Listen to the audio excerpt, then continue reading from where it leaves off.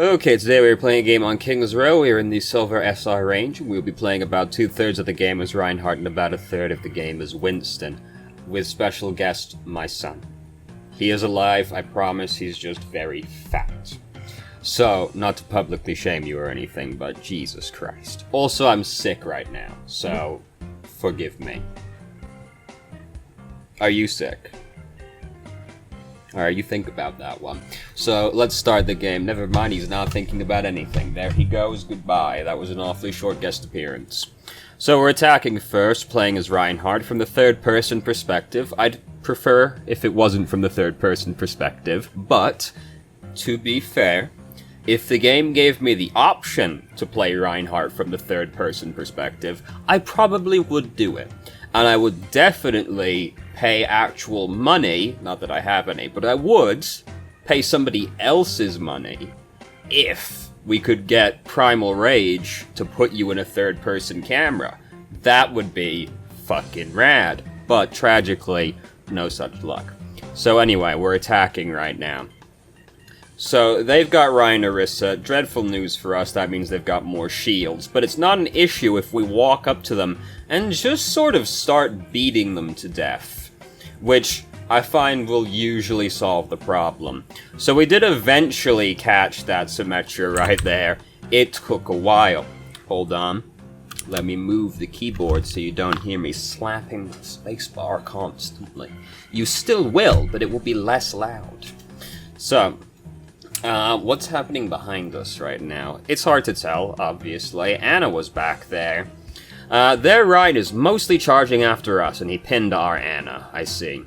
So, it took us a while to get that Symmetra. We took a lot of damage getting that Symmetra, but we did eventually get her. Approaching this Ryan was scary. Roadhog largely had it covered. So this is not exactly going in our favor, but this is still a beneficial position for us, because our team is going to reinforce much faster than theirs is, and we didn't fully lose this fight. We get to slowly slip back around to reconvene with our team, and hey, look at that, it's like nothing ever happened. It was a weird circumstance to have ended up in, but by and large, I'm actually kind of okay with it.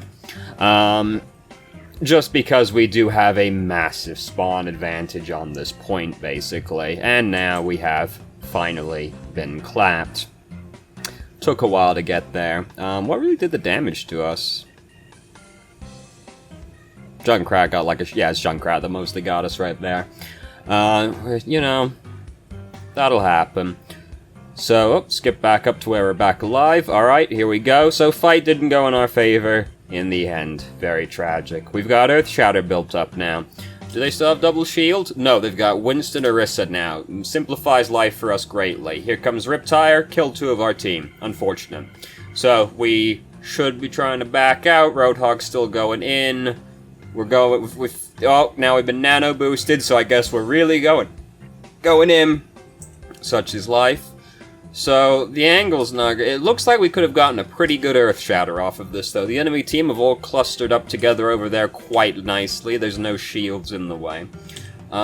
Did we see Orisa use her shields? That would have made it more obvious. We haven't seen it. This is Winston's bubble behind us. Yes, that was Winston's bubble behind us. So, there was a risk in there of it getting completely blocked by Orisa.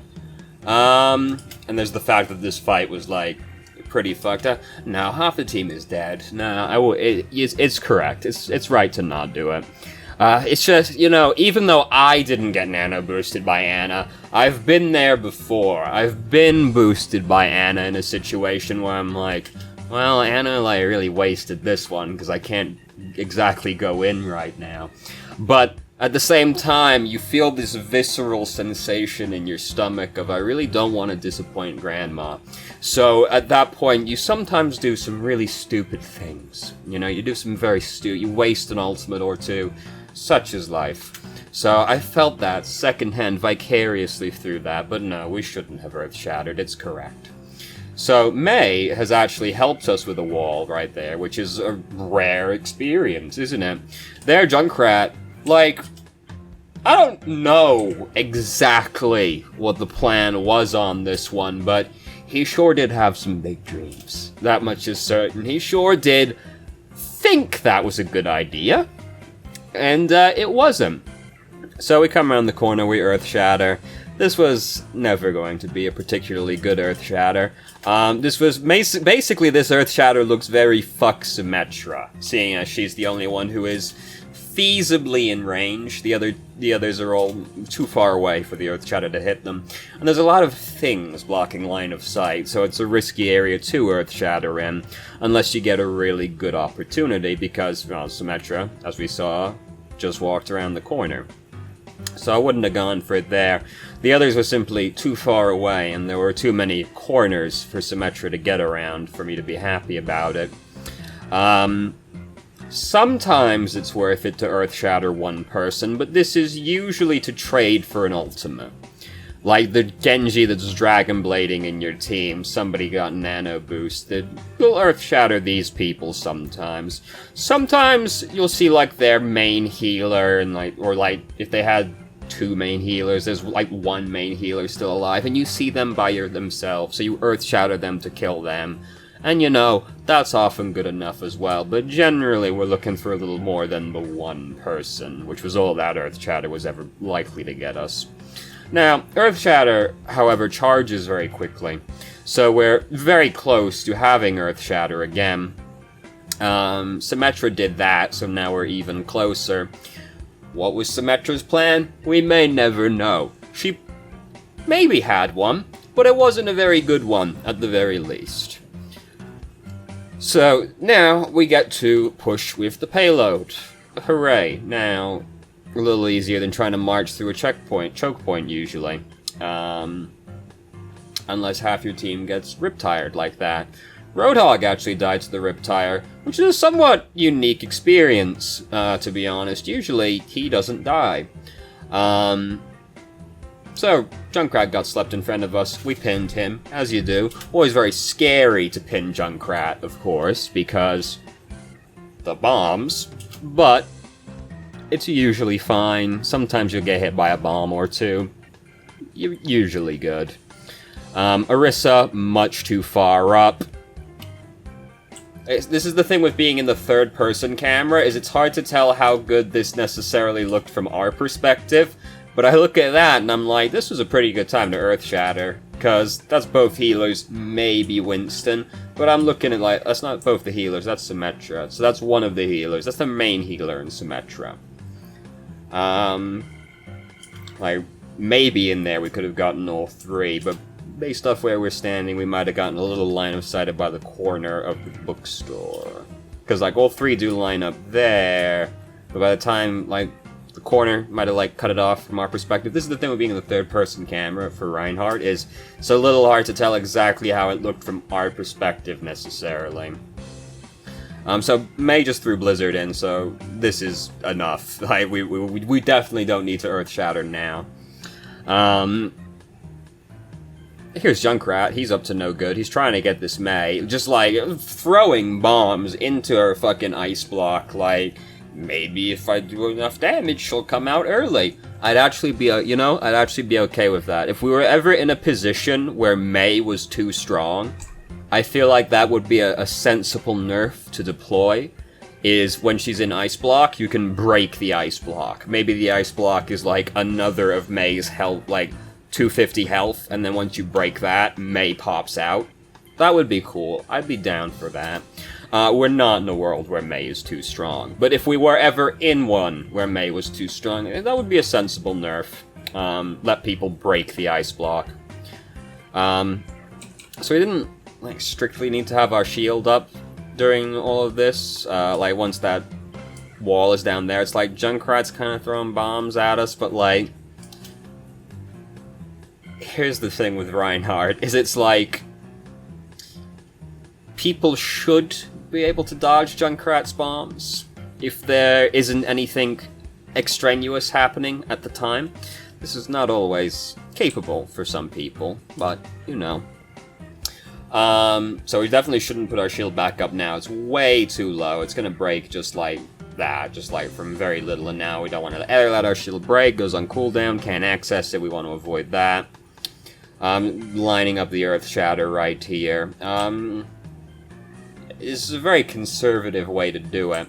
To just kind of sit back here and wait. Though it looks like maybe trying to get Mercy with this. That might be the reasoning. We're trying to get Mercy more than anything else. Like, when there's an Orisa in my way, and I'm trying to Earth Shatter, I'll just walk through a fucking shield, dog. Like, it's fine. As long as you've got a decently healthy shield, you can usually just march your way through Orisa's shield, and it's not that much of a concern. You do have to be watching for, like, Orisa's shield cooldown, because if she has it ready and she sees you walk through her shield, you're going to be very sad, because she knows what's coming. But as long as you've been paying attention to when she's used her shield last, it's pretty free, usually.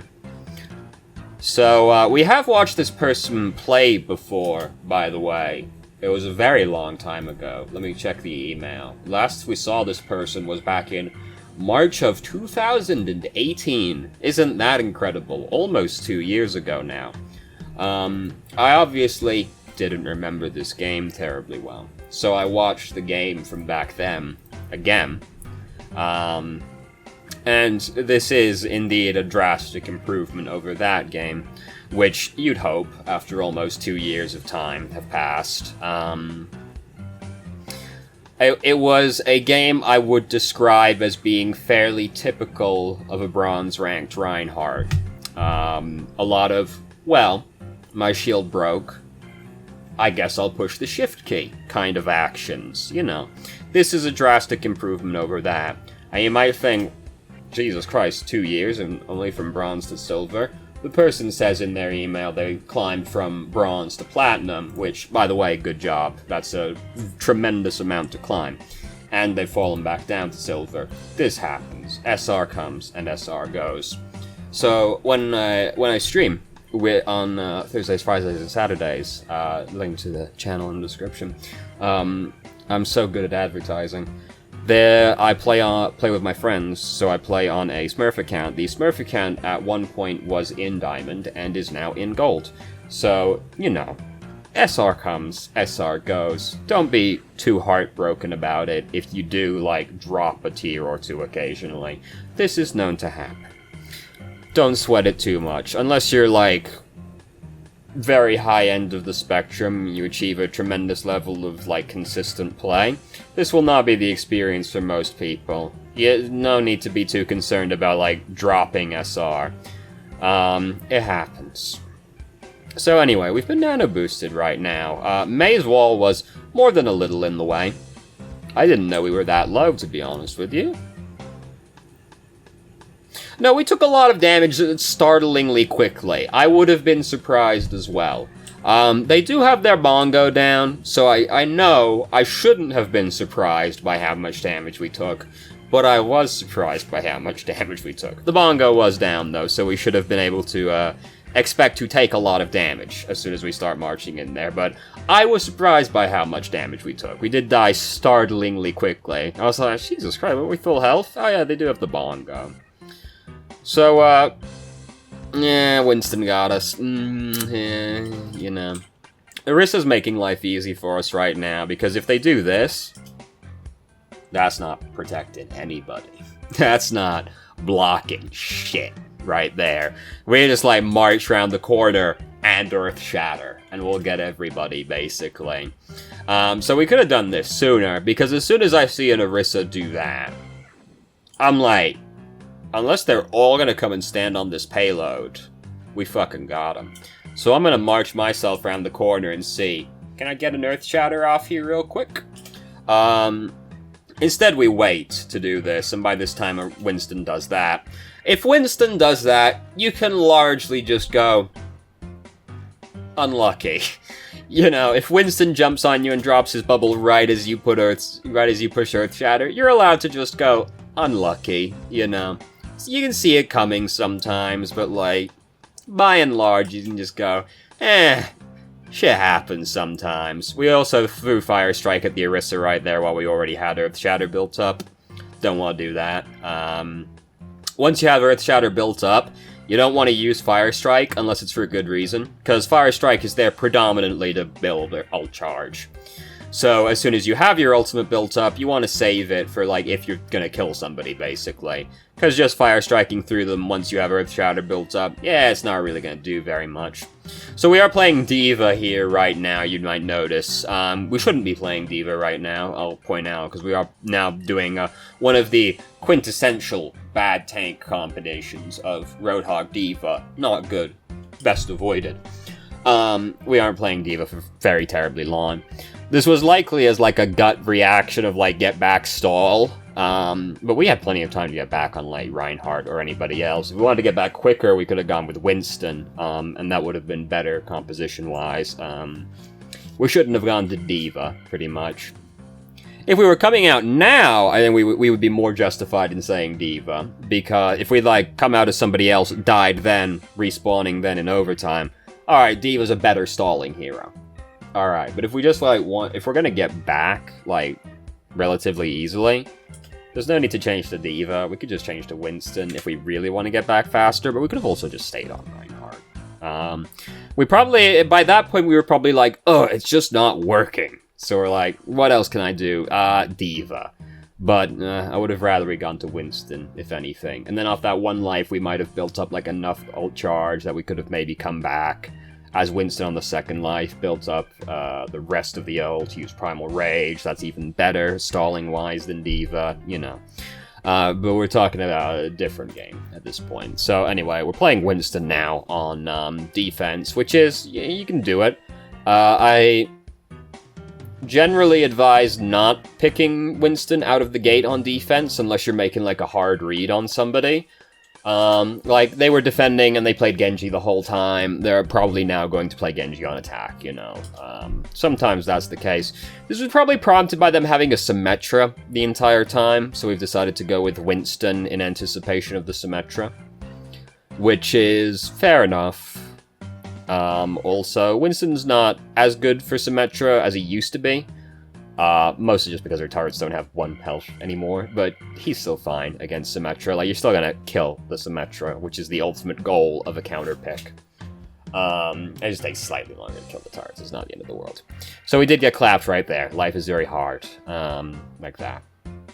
A few of our teammates kind of, like, it turned into kind of a mess. Our teammates were dying around us, you know. Life gets you like that sometimes. So we've come up from behind the bad men now. I can't see our health bar because that's in the way. That's really upsetting. I can sort of see it.